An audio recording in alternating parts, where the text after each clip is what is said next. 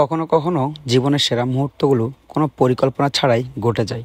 আমরা গেলাম নিঝুম দ্বীপে, প্রকৃতির মাঝে শান্তির খোঁজে। ট্রলার যখন নিঝুম দ্বীপের ধারে ভিড়ল, সেই প্রথম বাতাসটা যেন পুরো পৃথিবী এক শান্তি একসাথে ছুঁয়ে গেল। যখন ভিডিওটা দেখি মনে হয় সময়টা যদি আবার ফিরিয়ে আনতে পারতাম।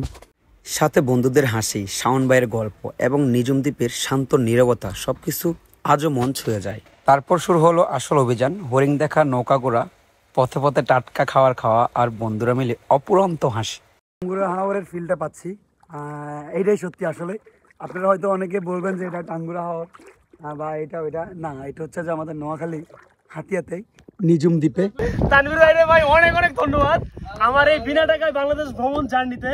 আমি এত সুন্দর সুন্দর জায়গায় গেছি, হাতিয়া নিঝুম দ্বীপে চলে আসছি। মানে এই ব্যাপারগুলো একদমই আনএক্সপেক্টেড। কখনো কখনো জীবনের ভিড় থেকে একটু দূরে পালিয়ে যাওয়া দরকার। হয়তো এটাই ভ্রমণ মানে হারিয়ে যাওয়া নয়, বরং নিজেকে নতুন করে খুঁজে পাওয়া। বন্ধুরা সবাই মিলে দারুণ সময় কাটালাম, হাসি মজা আর স্মৃতিতে ভরে গেল পুরো দিনটা। কখনো